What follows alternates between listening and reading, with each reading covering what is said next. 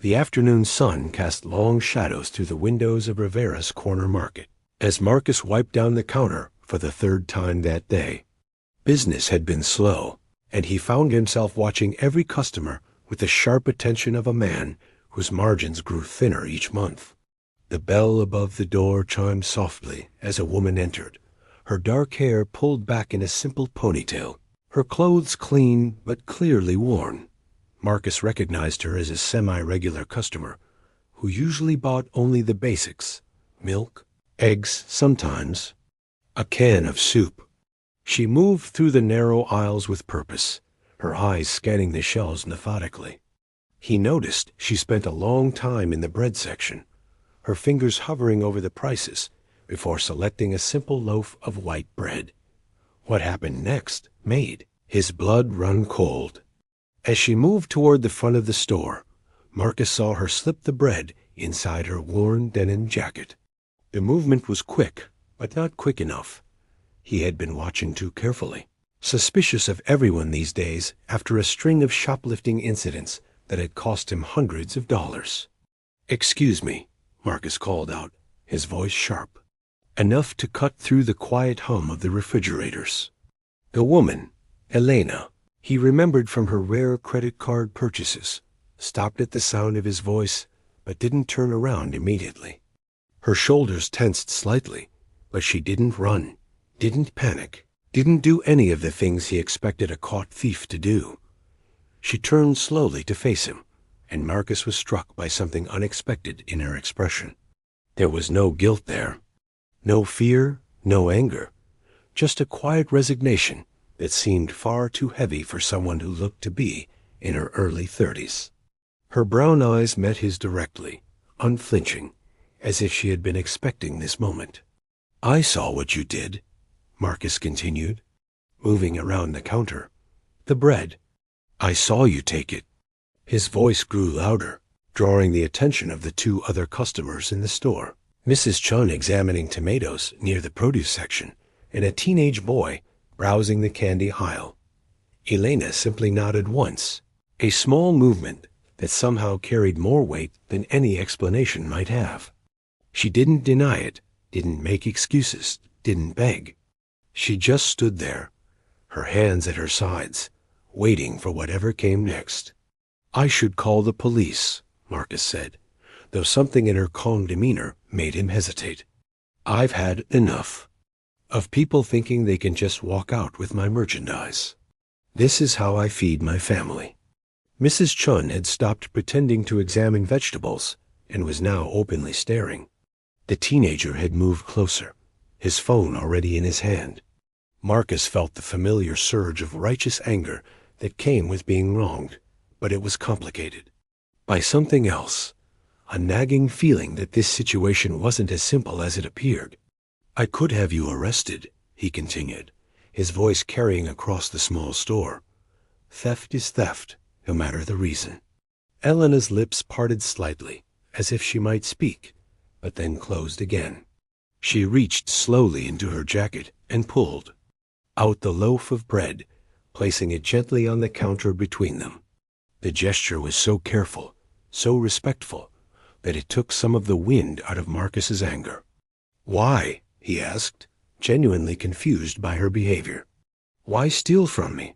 Why not just ask if you needed help?" For the first time, emotion flickered across Elena's face. Not shame or defiance, but something deeper and more complicated. She looked down at the bread on the counter, then back up at Marcus. "Because," she said quietly, her voice barely above a whisper. Asking would have been harder. The simplicity of her answer hung in the air between them, loaded with implications that Marcus wasn't sure he wanted to understand. Behind him, he heard Mrs. Chun's sharp intake of breath and the soft beep of the teenager's phone recording. The moment stretched on, filled with the weight of a decision that would determine what happened next. Marcus stared at the bread on his counter, then back at Elena's calm face. The anger that had been building in his chest began to waver, replaced by something he couldn't quite name. Without fully understanding why, he found himself walking toward the door, Where are you going?" He called after Elena, who had already stepped outside into the late afternoon chill. She didn't answer, didn't even look back, but she walked slowly enough that he could follow her around the corner of his building. What Marcus saw in the narrow alley behind his store stopped him cold. A small boy, maybe 8 years old, sat on an overturned milk crate next to a shopping cart filled with what looked like everything they owned. The child's clothes were too big for his thin frame, and his dark eyes held a weariness that no child should possess. When he saw Elena approaching, his face lit up with the kind of pure joy that only children can summon. "Mama!" the boy called out, scrambling to his feet. "Did you get it? Did you get the bread?" Elena knelt down and pulled the boy into her arms, holding him close. Over his shoulder, her eyes met Marcus's, and he saw something there that made his chest tighten, not defiance or shame, but a fierce, protective love that reminded him of how he felt about his own children. "This is Tommy," Elena said quietly, her hand smoothing down the boy's unruly hair. "Tommy, this is Mr. Rivera. He owns the store where I was shopping." Tommy looked up at Marcus with curious eyes, then back at his mother. "Where's the bread, Mama? I'm really hungry." The simple, honest statement hit Marcus like a physical blow. He looked more carefully at the boy and noticed things that made his stomach clench. The hollow look around Tommy's eyes, the way his jeans were held up with a piece of rope instead of a belt, the worn sneakers with holes that let in the cold. "We've been staying at the shelter," Elena explained, her voice steady but quiet. "But they've been full the last 3 nights. The waiting list for subsidized housing is 18 months long." She paused, watching Marcus's face carefully. "My husband died in a construction accident 8 months ago. No insurance, no workers' compensation. The company said he wasn't following safety protocols." Marcus felt his righteous anger crumbling. Like sand. "Why didn't you tell me? In the store, why didn't you explain?" Elena's laugh was bitter, but not unkind. "Would it have mattered? You have a business to run, a family to feed. I wasn't going to stand there and make you feel sorry for us." She stood up, keeping one hand on Tommy's shoulder. "I work 3 jobs, cleaning offices at night, washing dishes at the diner on weekends, and stocking shelves at the big grocery store across town when they need extra help. But it's still not enough." Tommy tugged at his mother's sleeve. "Mama, can we get the bread now? My stomach hurts." The simple request broke something inside Marcus. He looked at this woman who had maintained her dignity even while being accused of theft, who worked 3 jobs and still couldn't afford to feed her child, who had chosen to steal rather than beg. He thought of his own son and daughter, safe, at home with full bellies and warm beds. "The bread," Marcus said suddenly, causing both Elena and Tommy to look at him. "You still need the bread." Elena shook her head quickly. "No, I can't. Not after. I'll figure something else out." But Marcus was already walking back toward his store. "Come with me," he said over his shoulder. "Both of you." Elena hesitated, uncertainty flickering across her face. Tommy looked between the 2 adults, sensing the tension but not understanding it. "Please," Marcus added, stopping to look back at them. "Just come with me."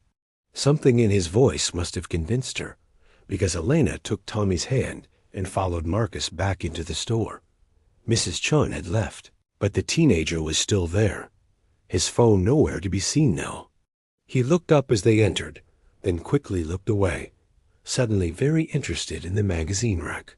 Marcus went behind the counter and picked up the loaf of bread. Elena had returned. He held it out to Tommy, who looked up at his mother for permission. "Take it," Marcus said gently. "And pick out something else, too. Some peanut butter, maybe? And milk?" Elena stepped forward quickly. "I can't pay for all that. I have maybe $3. I'm not asking you to pay, Marcus replied, then paused, studying her face. But I am asking you something else. Elena waited, her body tense with wariness.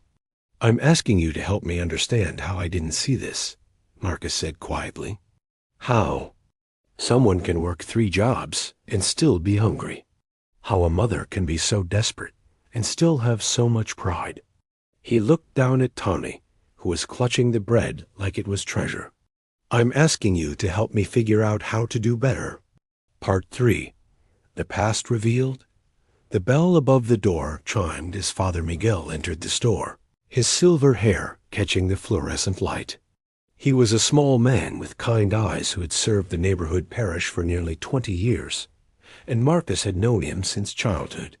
The priest's gaze moved from Marcus to Elena and Tommy, and his weathered face showed recognition mixed with concern.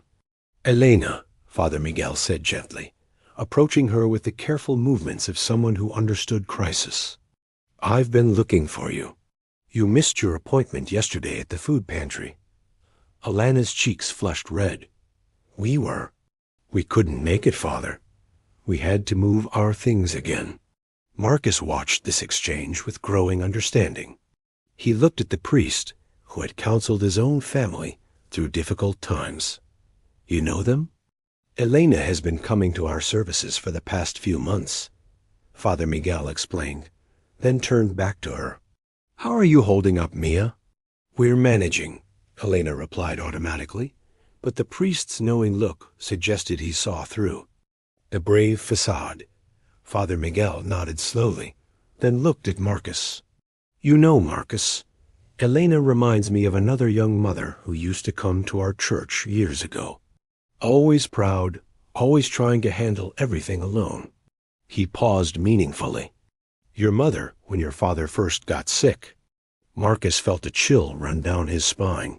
What are you talking about? It was before you took over the store, the priest continued, settling onto the stool Marcus kept behind the counter.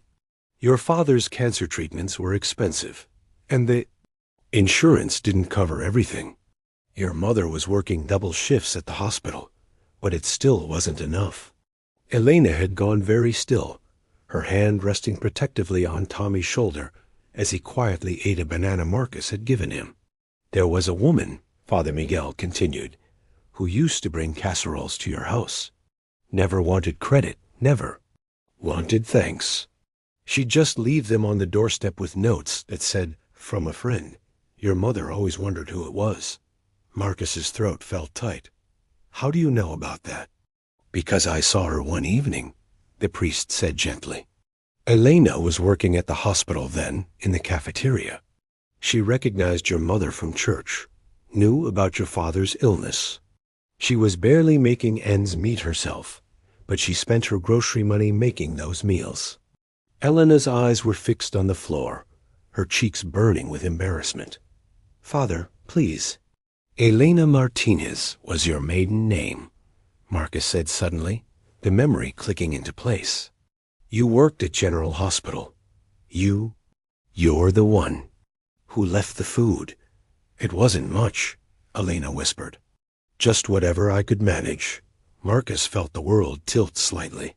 He remembered those casseroles, how they had appeared during the worst weeks of his father's treatment, when medical bills consumed every penny, and his mother was surviving on coffee and determination.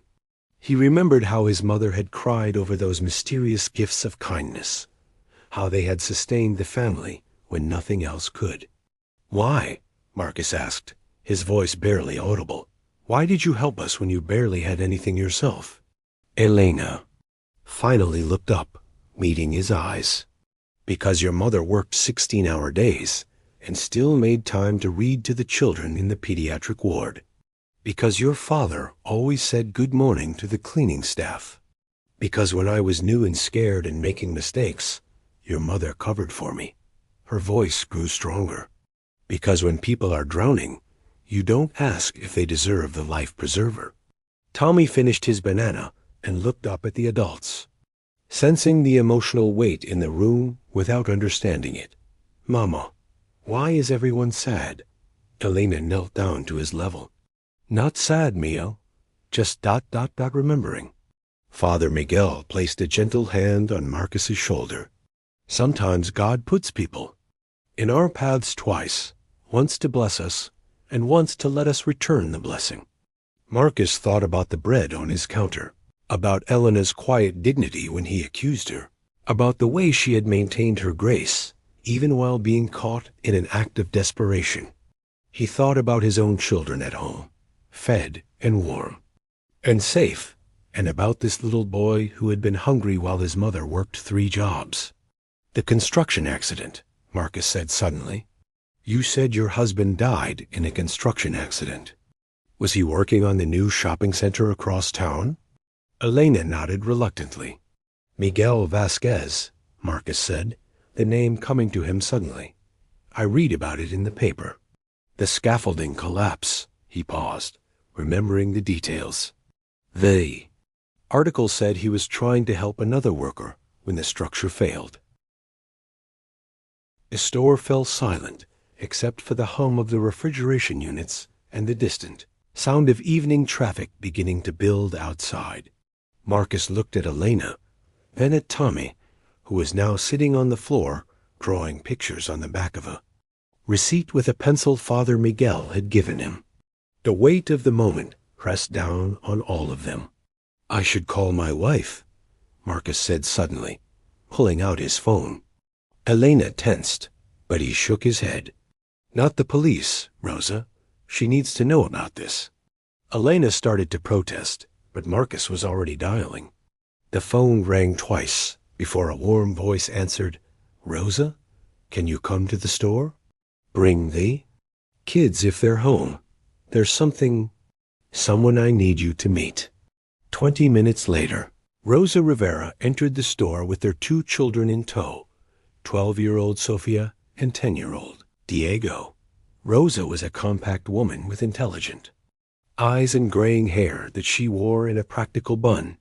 She took in the scene immediately, her husband looking troubled, a priest sitting quietly in the corner, and Elena standing protectively near a young boy. This is Elena Vasquez, Marcus said carefully, and her son Tommy. Rosa's eyes widened. In recognition, Vasquez, Elena Martinez, who worked at the hospital. Elena nodded, surprise flickering across her face. Marcus told me about the casseroles, Rosa continued, stepping forward. We never got to thank you properly. She paused, studying Elena's worn clothes and tired face. What's happened? Marcus explained the situation, the theft, the discovery. About Elena's circumstances, the connection to their past. As he spoke, Rosa's expression grew increasingly troubled. When he finished, she was quiet for a long moment. Show me, Rosa said finally. Show you what? Where you've been staying. The shelter, the places you've been sleeping. I want to see. Elena's pride flared. That's not necessary. We're not charity cases. No, Rosa agreed firmly. You're not, but you're also not strangers. She gestured to her own children, who are now playing quietly with Tommy in the corner. Look at them. Sophia is the same age you were when you helped us. Diego is Tommy's age. This could be any of us. Marcus watched his wife, seeing the same quality in her that had drawn him to her 20 years ago, the ability to see people's humanity before their circumstances. What are you thinking, Rosa? I'm thinking about the time your appendix ruptured and we almost lost the store, Rosa said, turning to face her husband. Remember? We couldn't afford to hire help, couldn't keep up with inventory, couldn't pay rent for 3 months. Mrs. Patterson, Marcus said suddenly, remembering. The landlady. She let us slide until I recovered. Because she said someone had to show mercy sometimes, Rosa continued. Because she said businesses are just people taking care of people. She looked at Elena. How much experience do you have with inventory? Customer service? Elena looked, confused by the question. I've been stocking shelves at the big grocery store for 6 months. Before that, I worked retail at the department store until they cut my hours. Why? Rosa looked at her husband meaningfully. Marcus felt his heart begin to race as he understood what his wife was suggesting. The evening shift, Rosa said. We've been talking about extending hours, staying open until 9 instead of 6. But we can't afford to hire someone, and we can't both be here all the time with the kids' school schedules. Rosa, Marcus said slowly, are you suggesting? I'm suggesting that Elena knows retail, knows inventory, and clearly knows how to work hard. I'm suggesting that maybe instead of calling this theft, we call it a job interview. Elena stared at them both. You can't be serious. Why not? Rosa asked. You need work that pays enough to support Tommy. We need reliable help. You've already proven you'll do whatever it takes to take care of your family. But I stole from you, Elena protested, looking at Marcus. You caught me stealing bread. Marcus thought about this, about the anger he'd felt, about the assumptions he'd made. He looked at his own children, safe and fed, then at Tommy, who was showing Sophia a drawing of what looked like a house with a big garden. You took bread to feed your son, Marcus said finally. I've been thinking about it wrong. The question isn't whether what you did was right or wrong. The question is, what kind of person I want to be when someone is desperate enough to risk everything for a loaf of bread. Father Miguel, who had been listening quietly, stood up. Sometimes, he said, God puts people exactly where they need to be at exactly the right time. Elena looked around at all of them, Marcus and Rosa, their children, the priest who had known both families' struggles. Tommy had fallen asleep against Sophia's shoulder, finally relaxed and fed. I can't take charity, Elena said quietly. It's not charity, Rosa replied firmly. It's work. Honest work for honest pay. Evening shift, 4 to 9, 5 days a week. Enough to cover rent and food, and maybe a little extra. Marcus nodded slowly. Trial period, 1 month. See how it works for everyone. Elena was quiet for so long that Marcus thought she might refuse. Then Tommy stirred in his sleep, and she looked down at her son with an expression of such fierce love that Marcus felt his chest tighten. 1 month, Elena said finally. But if this doesn't work out, if I can't do the job right, you have to promise to tell me. No pity, no exceptions. Deal, Marcus and Rosa said simultaneously. Outside, the sun was beginning to set, painting the store windows golden. Inside, something new was beginning. Not charity, not pity, but the harder and more valuable gift of opportunity. Part 5. The new beginning. 6 months later, the evening rush at Rivera's Corner Market had become something of a neighborhood institution.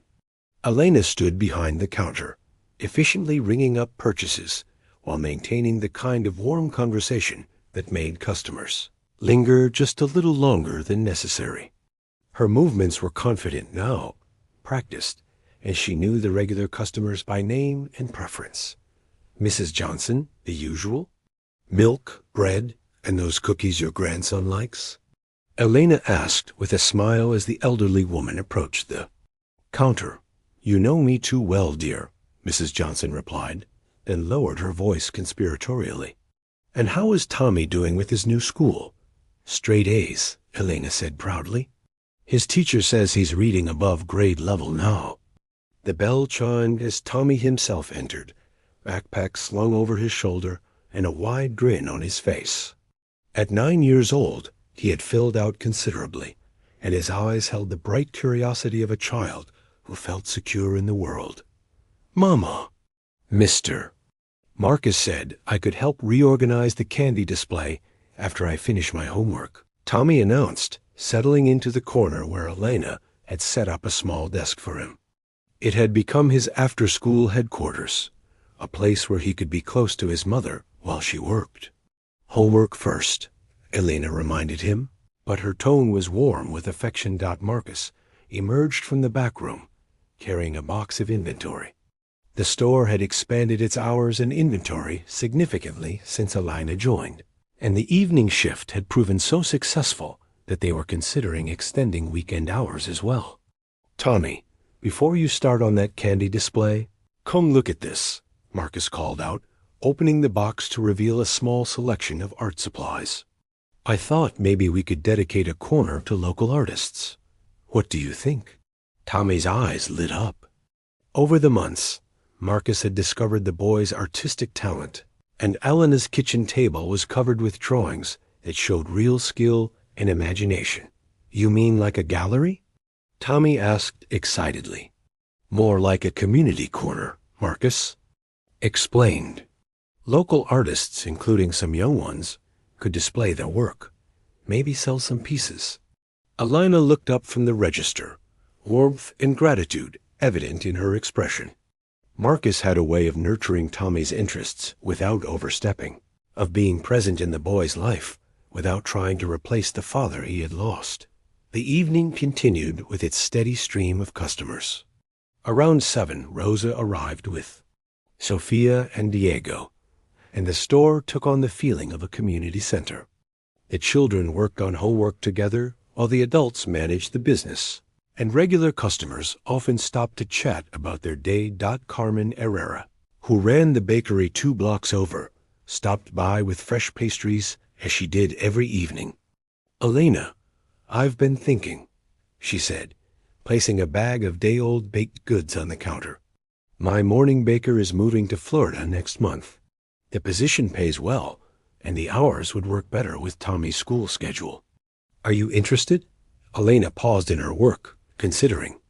It was the kind of opportunity she had dreamed of.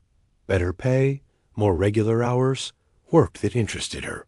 But she looked around the store that had become like a second home at Marcus and Rosa, who had given her a chance when she needed it most.